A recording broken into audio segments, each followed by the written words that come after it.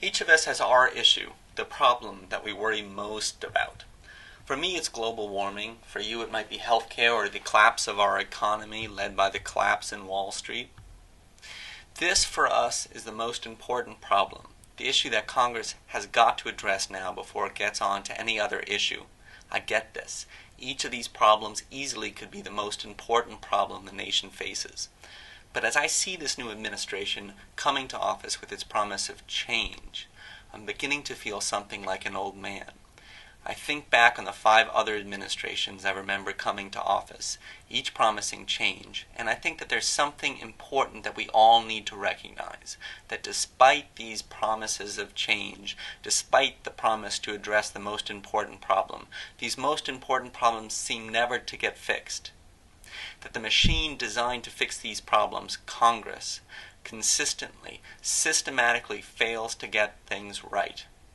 Even when what it's doing is otherwise good, it fails to get things right.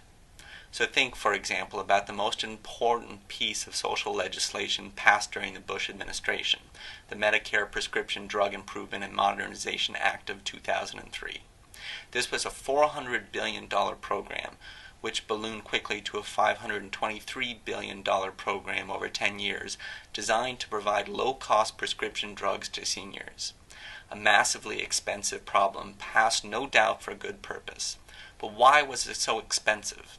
In part because the law explicitly forbids the government from negotiating for lower prices from the drug companies. So while ordinary companies can buy in bulk and get the bulk price, our government can't, because lobbyists for big pharma succeeded in getting this gift to big pharma slipped into this otherwise good bill. Now the point is that we can see this same thing everywhere in what Congress addresses. Not because anybody in Congress wants to do the wrong thing, but because they can't focus on the right thing, because they are so obsessed with money. By which I don't mean money for themselves. I think the Randy Duke Cunninghams, or the Ted Tubes Stevens, or Rod Blagojevich are the exception or the exceptions in our system. They are not the rule. Instead, the obsession I mean is a focus on money for the purpose of getting themselves or their party reelected to power. And this turns out to be the one thing our Congress is pretty good at. If you look historically at the re-election rates, Congress is almost now perfect in guaranteeing that those who want to come back to Congress have an almost guaranteed right. They spend between 30 and 70% of their time raising money to get back to Congress. And they develop in that process a sixth sense. They come to recognize how what they do will affect their ability to raise money. And so this, their second job, raising money to get back to Congress, increasingly becomes their first job, making their first job, their job to us, increasingly a job that disappears. Now we need to recognize that there will be no change until we change this. That because of this obsession, this kind of dependency on money, we in the United States become increasingly skeptical, increasingly cynical about what our government does. In my district, 88% of the voters believe that money buys results in Congress, leading not surprisingly to the extraordinary statistic reported by Rasmussen last summer that 9% of America believes that Congress is doing a good or excellent job. There were probably more people who supported the British Crown at the Revolution than support our Congress today. Now we need to recognize that this is not going to change on its own. Not even a Barack Obama can change this alone. Instead, the only way that we're going to change this is if we can find a way to break the link between money and the laws Congress passes. And one way to break that link is an idea first proposed by a Republican president almost 100 years ago, Teddy Roosevelt's proposal for citizens' funding of the nation's elections. Updated a bit in light of the internet and Barack Obama, that's exactly what this proposal on change.org is.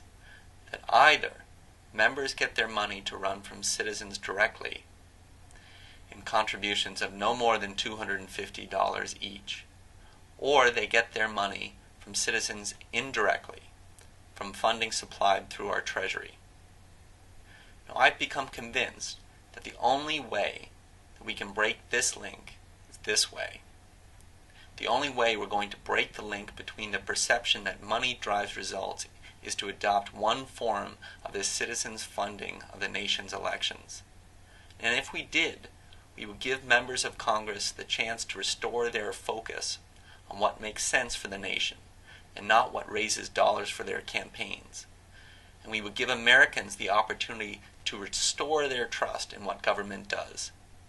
And we would do this by ending Congress's dependency on money, the dependency that defines what Congress is doing right now. Now, when we think of this idea of dependency, it suggests, I think, directly the problem that Congress faces. Because we all understand this problem of dependency. Think about dependency in our own lives.